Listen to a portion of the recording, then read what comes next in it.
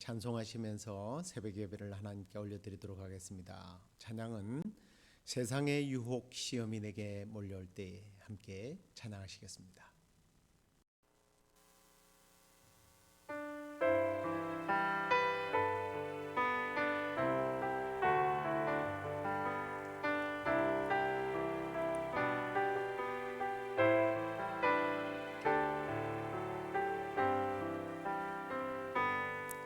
세상의 유혹 시험이 내게 몰려올 때에 나의 힘으론 그것들 모두 이길 수 없네. 거대한 폭풍 가운데 위축된 나의 영혼 어찌할 바를 몰라 헤매이고 있을 때 거짓과 속임수로 가득 찬 세상에서 어디로 갈지 몰라 머뭇거리고 있네. 공중의 권세 잡은 자 지금도 우리들은 실패와 절망으로 넘어뜨리려 하네. 주를 손을 들고 찬양. 전쟁은 나에게 속한 것 아니니 주를 찬양. 손을 들고 찬양. 전쟁은 하나님께 속한 것이니 주위를 둘러보면 아무도 없는 듯 믿음의 눈을 들면 보이는 분 계시네. 지금도 내 안에서 역사하고 계시는 사망과 어둠의 권세 물리치신 예수님. 주를 찬양. 손을 들고 찬양. 전쟁은 나에게 속한 것 아니니 주를 찬양. 손을 들고 찬양. 전쟁은 하나님께 속한 것이니.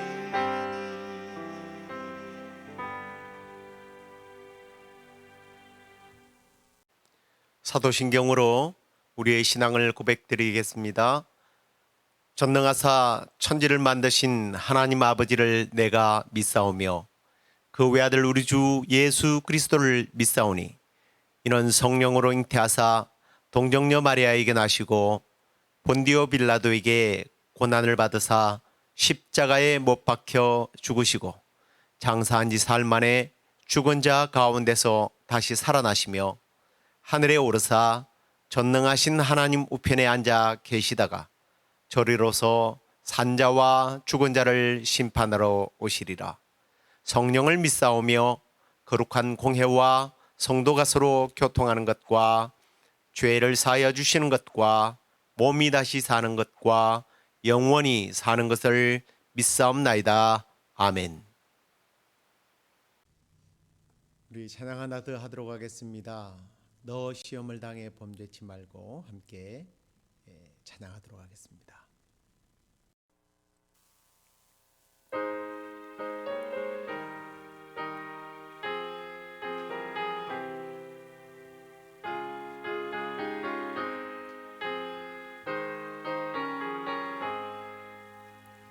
너 시험을 당해 죄 짓지 말고 너 용기를 다해 곧 물리치라. 너 시험을 이겨 새 힘을 얻고 주 예수를 믿어 늘 승리하라. 우리 구주의 힘과 그의 위로를 빌라. 주님 내 편에 항상 도우시리. 내 친구를 삼가 잘 선택하고 연행을 삼가 늘 조심하라. 너 열심을 다해 늘 충성하고 온 정성을 다해 주 봉사하라. 우리 구주의 힘과 그의 위로를 빌라. 주님 내 편에 서서 항상 도우시리.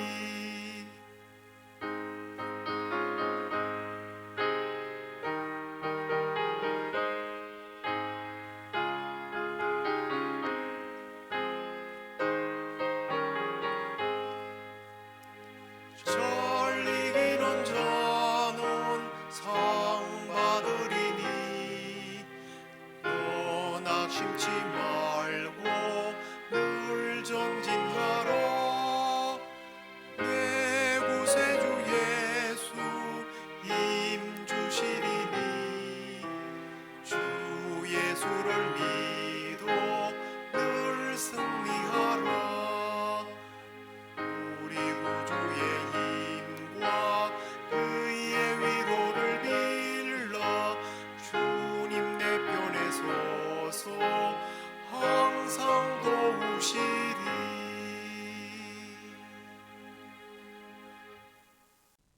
이제 하나님 말씀입니다.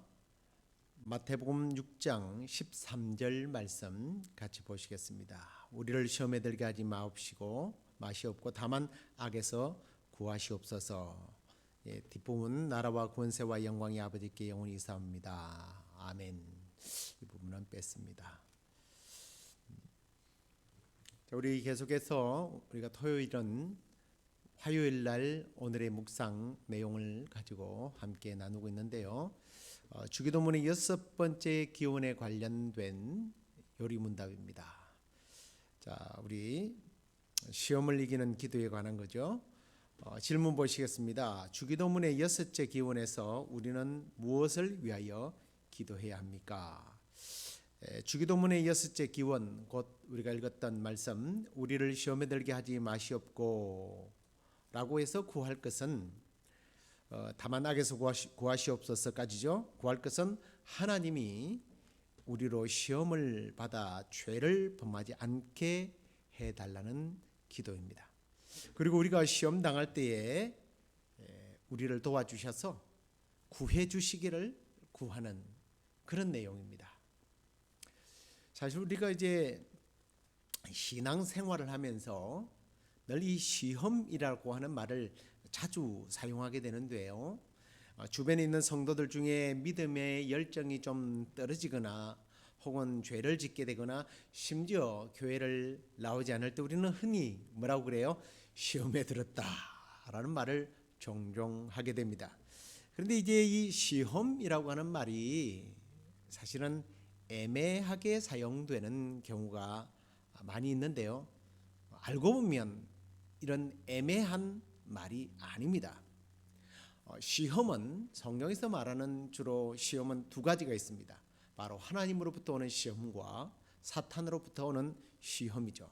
첫 번째 우리가 하나님으로부터 오는 시험에 대해서 함께 나눠보겠는데요. 이 하나님으로부터 오는 시험은 오히려 영어의 표현이 더 정확한 것 같습니다. 테스트예요. 테스트. 학교에서 교사로부터 이제 배우는 학생들이 그 수준이 어느 정도인지를 알아보려면 시험을 쳐야 되죠. 테스트입니다. 선생님이 학생들에게 테스트를 할 때 어느 학생이 잘하고 어느 학생이 못하는지를 가려내서 가려내기 위해서 테스트를 하는데 뭐 이 테스트하는 목적이 실력이 모자라는 아이들을 체벌하고 때리는 재미로 만약에 가르친다면 글쎄요, 뭐 그 사람이 실력이 있는지는 모르겠습니다만 존경받는 훌륭한 스승은 될 수 없습니다. 어쩌면 이런 테스트를 한다면 사탄이 하는 테스트와 비슷한 거죠. 참 스승은 테스트를 통해서 학생들의 부족한 부분을 보완해주고 또 뒤처진 학생들의 실력을 끌어올려서 모두가 실력 있는 학생들로 만들어가는 것, 이게 참 스승이고 존경받는 교사입니다. 하나님의 테스트가 바로 이런 테스트라고 볼 수 있습니다. 실력 향상 혹은 부족한 부분을 가려내서 그를 강하게 자라나도록 더욱 성장시켜서 심지어는 하나님의 성품에, 신의 성품에 자라가게 하고 하나님을 더 잘 섬기고 믿음의 장부가 되어 세상을 이기는 영성을 가지고 심지어 사탄까지 이길 수 있는 그런 강력한 하나님의 자녀로 키우는 것이 우리 하나님의 시험의 목적입니다. 이런 좋은 예를 들려면 바로 아브라함의 시험이죠. 창세기 22장에 보면 하나님께서 백세에 얻은 아들 이삭을 자신에게 제물로 바치라고 말씀합니다. 여러분께서 그렇구나 라고 생각하시면 그냥 넘어갈 문제지만 따져보면 아브라함이 언제 이삭을 달라고 했나요? 여러분 성경을 잘 읽어보세요. 하나님께 아브라함이 언제 아들 달라고 한 적이 없어요. 아브라함이 달라고 하지도 않았는데도 불구하고 하나님께서 자꾸 주신다고 했어요. 그런데 안 주니까 아브라함은 하나님께 결국은 엘리에셀이 자기의 상속자라고 이야기를 합니다. 그랬더니 하나님이 아니래요. 그러면서 줄게 그래놓고 또 안 주십니다. 시간이 지나요. 그러니까 답답한 아내 사라가 자기 여종 하갈을 씨바지로 줍니다. 그래서 이스마엘을 낳게 되죠. 그런데 하나님은요, 그 이스마엘도 아니라는 거예요. 그리고 곧바로 주시지도 않았어요. 시간만 카운트합니다. 다 포기해버렸어요. 100세가 되었을 때 아들을 주셨습니다. 근데 아들을 준다고 그러니까 사라가 어이가 없어서 웃어요. 근데 참 하나님 재밌죠? 그 웃음이 진짜 웃음이 되도록 해주마 그래가지고 아들의 이름이 웃음이에요. 이삭을 주신 겁니다. 그런 아들을 바치라는 거예요. 앞에도 말씀드렸지만 그냥 바치라고 해서 온 시험도 시험이지만 바라지도 않은 아들을 자꾸 준다 했다가 한참 만에 줘놔놓고 그것도 이 아들을 통해서 큰 민족을 이루겠다고 할 때는 언제고 아들을 바치려고 한단 말이에요. 이거야말로 말로 정말 큰 시험이에요. 그런데요, 보세요. 아브라함은요, 그 말을 듣는 즉시 그 다음날 아침에 일찍 일어나서 아들을 데리고 그리고 또 아들에게 그 짐을 메워서 모리아산에 데려간 다음에 아들을 결박을 해서 묶고요. 그 영감님이 무슨 힘이 있겠어요? 번제로 드리려고 칼을 뽑아대니까 하나님이 당황해가지고 아브라함아 이 영감님이 귀가 어두워서 못 들을까 봐 하나님께서 2번씩이나 불렀어요. 그 아이에게 손을 대지 말아라. 아무 일도 하지 말아라. 네가 네 아들 내 독자까지도 내게 아끼지 아니하였으니 내가 이제야 하나님을 나를 경외하는 줄을 알겠다. 합격을 선포한 겁니다. 그렇습니다. 하나님의 시험은요, 이렇게 연단해서 한 차원 높은 신앙의 자리로 자라나도록 하기 위함이에요. 그래서 아브라함처럼 이 시험을 성공적으로 통과할 때에 하나님은 놀라운 복을 주십니다. 그래서 하나님께서 어떤 복을 주십니까? 창세기 22장 17절에 보니까 내가 네게 큰 복을 주고 내 씨가 크게 번성하여 하늘의 별과 같고 바닷가의 모래와 같게 하리니 내 씨가 그 대적의 성문을 차지할 것이다. 자, 그렇습니다. 이렇게 하나님께서 우리를 연단하고 자라나도록 하는 이 시험이 올 때 우리가 가져야 할 자세가 뭐예요? 야고보서 1장 2절 3절 보십시오. 내 형제들아 너희가 여러 가지 시험을 당하거든 온전히 어떻게 하라? 기쁘게 여겨라. 이는 너희 믿음의 실현이 인내를 만들어내는 줄 너희로 알게 하려 합니다. 우리를 연단하고 자라게 하는 시험이 올 때에 기쁨으로 감당하고 성장하고 성숙한 성도가 되기를 간절히 축원합니다. 자, 2번째 시험인데요. 이 시험은 사탄으로부터 오는 시험입니다. 템테이션. 이게 뭡니까? 유혹이라는 말이죠. 주님께서 주기도문을 가르쳐 주신 기도에 나오는 이 시험은 바로 사탄으로부터 오는 유혹을 말합니다. 하나님의 시험은 연단의 목적이 있다면 이 시험은 파괴의 목적이 있습니다. 바로 에덴 동산에서 뱀이 하와를 유혹해서 하나님의 나라를 파괴하고 그리고 개인과 가정과 국가를 파멸로 이끌게 하는 유혹이죠. 그것이 목적이죠. 그래서 주님은 이런 시험 곧 이런 유혹에 빠지지 않게 해달라고 기도할 것을 가르쳐 주신 것입니다. 요한일서 2장 16절에 보십시오. 이는 세상에 있는 모든 것이 육신의 정욕과 안목의 정욕과 이생의 자랑이니 다 아버지께로 온 것이 아니요 세상으로부터 온 것이다 라고 말합니다. 요한은요 성도들에게 이 세상에 어떤 세상에 있는 것들을 사랑해서는 안 된다라고 말씀하면서 이 바로 요한일서 2장 16절을 말씀하셨는데요. 이 말씀을 보면 사실은 이 세상에 있는 모든 것이라고 해요. 그래요. 이 모든 것들은요. 사실은 하나님께서 우리가 생육하고 번성하고 또 땅의 끝들을 누리게 해주신 하나님의 피조물들이에요. 축복들입니다. 이 축복들을 이용해서 사탄은 우리로 하여금 시험에 빠지게 만든다는 거예요. 이것들을 이용해서 유혹하고 파멸로 이끌어갑니다. 선악과 이건 사탄이 만든 것이 아니에요. 하나님이 만드신 피조물입니다. 이렇게 하나님께서는 주신 이런 아름다운 복들을 가지고 사탄은 우리를 유혹합니다. 그 대표적인 것들을 한번 보실까요? 말씀했던 것처럼 육신의 먼저 정욕이에요. 이 육신의 정욕에 빠진 대표적인 사람 바로 사사기 16장에 나오는 사람입니다. 삼손이죠. 삼손은 시쳇말로 말하면 여자들에게 아주 그냥 여자들만 보면 환장하는 사람이에요. 여자 때문에요 사고치고 다니고 말썽을 일으키고 그리고 사람들까지 해치는 것으로 봅니다. 나중에 사사기 16장 4절에 보면 드릴라라고 하는 여자에게 사랑에 빠지게 되죠. 근데 이 드릴라는 사실은 삼손의 힘을 알아내기 위한 그 근원을 알아내기 위한 첩자에 불과하지 않습니까? 결국 이 여인에게 빠져서 자신의 힘의 비밀을 알려주고 두 눈이 뽑히고 조롱거리가 되어서 끌려가 짐승이 끄는 그러한 물매를 돌리며 나중에 결국은 힘을 회복해서 블레스를 물리치는 그런 일이 있긴 합니다만 비극의 주인공으로 남죠. 여러분 멋진 남자를 보고 혹은 아름다운 여인을 보고 나의 배우자로 삼았으면 좋겠다. 이건 죄가 아닙니다.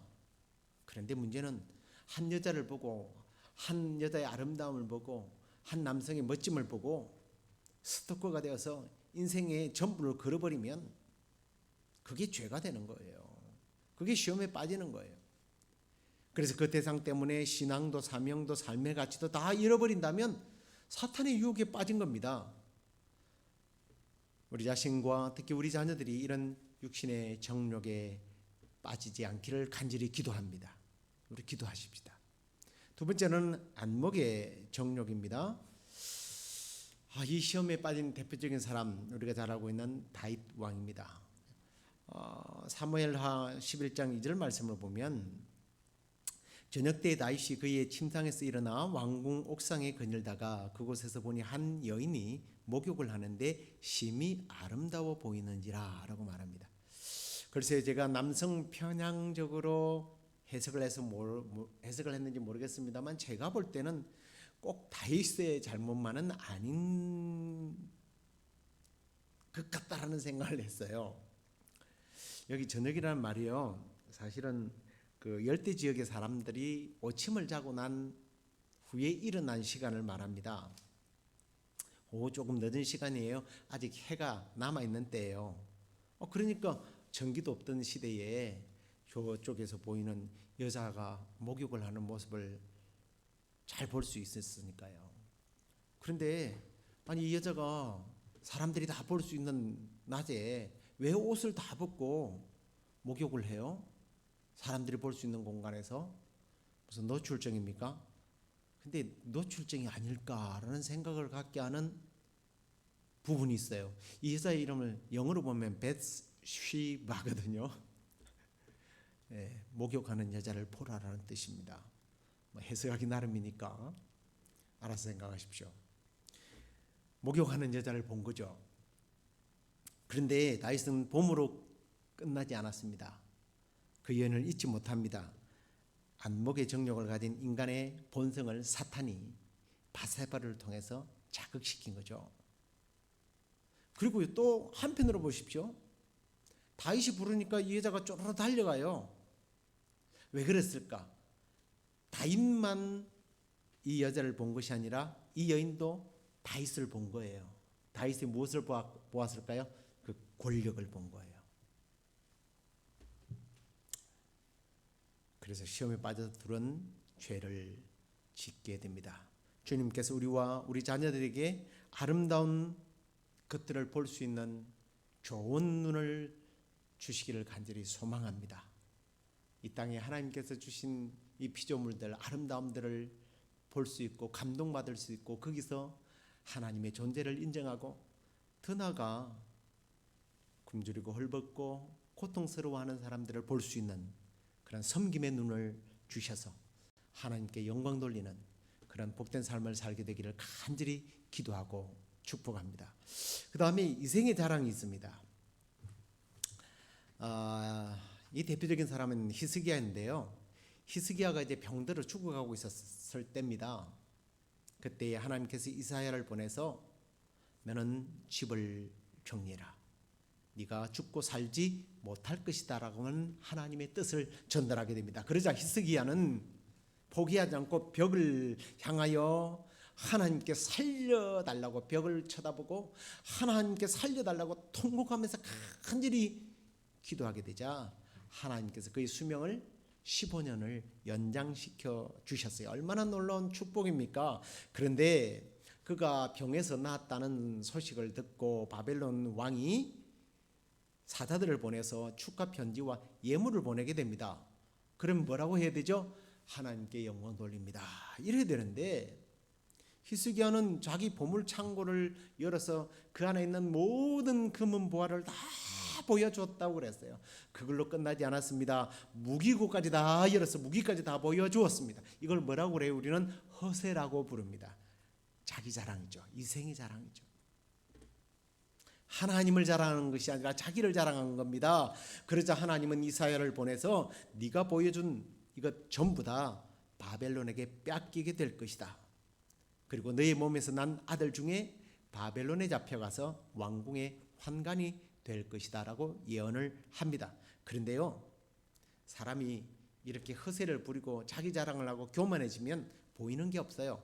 아니, 자기밖에 몰라요. 자기만 잘 되면 그만이에요. 이사야가 하는 말을 들어보니까 자기 때가 아니잖아요. 내 후손이라는 말을 듣습니다. 그랬더니 그는 그렇게 말합니다. 당신이 전한 바 여호와의 말은 선합니다. 예, 하나님의 뜻이 그대로 이루어질 줄로 믿습니다라는 말이에요. 왜?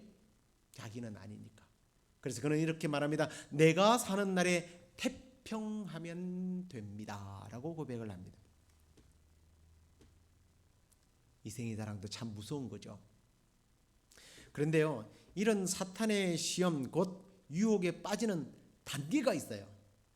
이건 하나님께서 아담에게 언약을 세울 때 하신 말씀을 보면서 좀 이해하는 게 빠를 것 같습니다. 2장 17절에 보니까 창세기 2장 17절에 선악을 알게 하는 나무의 열매는 먹지 말라. 네가 먹는 날에는 반드시 죽으리라 라고 하나님께서 말씀을 하셨습니다. 그런데 사탄이요, 하와에게 와서 유혹하면서 말씀을 변조합니다. 말씀을 다 읽지 않겠습니다만 창세기 3장 1절에 보니까 하나님이 참으로 너에게 동산 모든 나무의 열매를 먹지 말라 하시더냐. 살짝 변조를, 하나님께서 뭐라고 그래서 동산 모든 나무는 다 먹으라. 근데 먹지 말라 하더냐.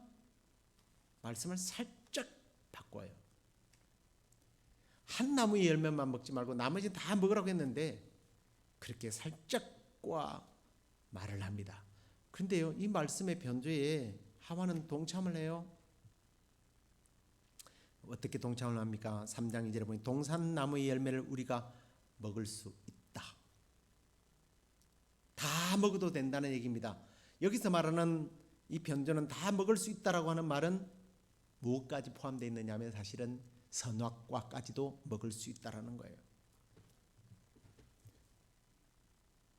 그러면서 말씀을 이제 부정해 버립니다.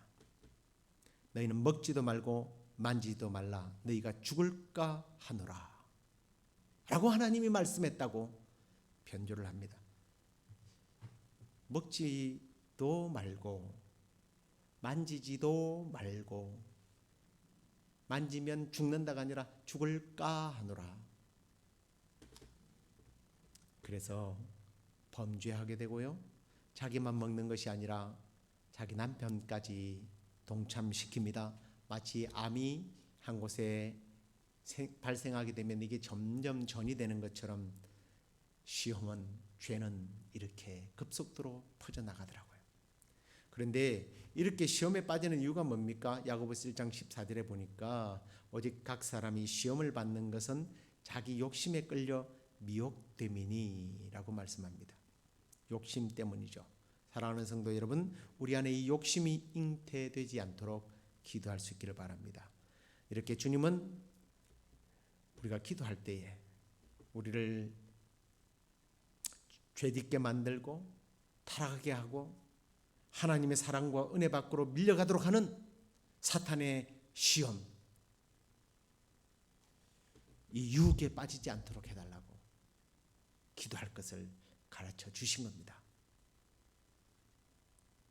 그런데 주님께서는요, 이렇게 가르쳐 주실 뿐만 아니라 히브리서 2장 18절에 보면 주님도 이렇게 가르쳐 주신 이유가 시험을 당해봤기 때문에, 나아가 그 시험을 당한 자를 도와줄 수 있기 때문에, 더 나간다면 도와주는 것이 아니라 완전히 우리를 구해서 승리하도록 이끄실 수 있기 때문에 기도하라는 거예요. 뿐만 아닙니다.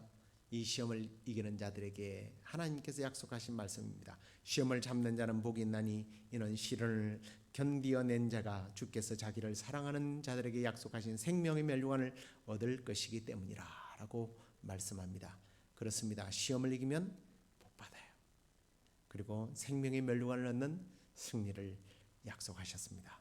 사랑하는 성도 여러분, 하나님께서 우리에게 주신 시험, 연단, 이 테스트를 통과하고 우리는 성장하고 성숙한 성도가 될 뿐만 아니라 나아가 사탄이 주는 여러 가지 유혹들, 이 시험을 우리 주님처럼 말씀으로 이기고 또 우리를 능히 도우시고 우리를 이기게 해주시는 우리 주님께 기도하고 그 주님의 도우심으로 말미암아 승리해서 거룩한 영생을 소유한 성도, 그리고 이 땅에서도 복을 누릴 뿐만 아니라 저 영원한 천국에서 생명의 멸류관을 세세토록 누리게 되는, 받아 누리게 되는 그런 복된 삶을 살기를 주의 이름으로 축원합니다. 기도하겠습니다. 하나님 감사합니다. 우리 인류의 조상 아담과 하와가 사탄의 유혹에 빠져 넘어졌던 것처럼 우리가 사탄의 유혹에 빠져 하나님께서 우리에게 주신 사명과 본분과 신분을 잃어버리지 않도록 하기 위하여 시험에서 이길 수 있게 해달라고 기도할 것을 가르쳐 주셨는데, 하나님의 테스트, 하나님의 시험에 대해서 우리가 인내하고 기쁘게 여김으로 이것들을 잘 감당하여 승리자가 되고 성숙한 성장하는 그리스도인들이 될 뿐만 아니라 우리를 유혹해 하는 저 사탄의 온갖 시험들, 육신의 정욕, 주님 안목의 정욕, 이생의 자랑과 같은 그런 시험들에 빠지지 않고 믿음으로 우리 주님의 도우심으로 승리하여 우리에게 주신 사명을 감당하고 이 땅에서 복을 누릴 뿐만 아니라 천국에서 생명의 멸류관을 받아 누리는 저희들 되게 하여 주시옵소서. 하나님 고맙고 감사합니다. 일찍 태어나기는 했지만 하나님 라온이가 건강하게 태어나게 해주셔서 감사합니다. 하나님 아직은 너무나 어리고 연약합니다. 주님 사랑하는 아이가 인큐베터 안에서 엄마의 배속처럼 건강하고 튼튼하게 자랄 수 있도록 우리 주님께서 품어주시기를 간절히 소망합니다. 그리고 엄마도 이제 잘 치료받고 건강한 모습으로 엄마로서 또 아내로서 그리고 또 교회에서는 주님이 필요한 일꾼으로 또 사회에서는 봉사하는 일과 섬기는 일에 귀하게 쓰임받는 딸이 되도록 주님 함께하여 주시고 그 아빠가 되는 이제 준혁군에게도 주께서 사랑하는 딸과 그리고 아내를 잘 보필할 수 있는 가정으로서의 역할을 감당할 수 있도록 건강 주시옵소서.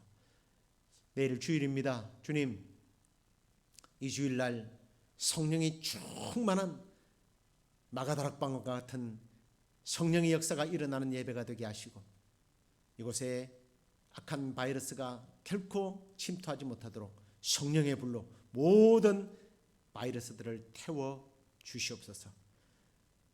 그렇게 하여 주시기를 간절히 소망하고 예수 그리스도의 이름으로 기도드렸나이다. 아멘. 하늘에 계신 우리 아버지여 이름이 거룩히 여김을 받으시오며 나라의 마옵시며 뜻이 하늘에서 이루어진 것 같이 땅에서도 이루어지이다. 오늘날 우리에게 일용할 양식을 주옵시고 우리가 우리에게 죄 지은 자를 사하여 준 것 같이 우리 죄를 사하여 주옵시고 우리를 시험에 들게 하지 마옵시고 다만 나게서 구하옵소서. 대개 나라와 권세와 영광이 아버지께 영원히 쌓옵나이다. 아멘.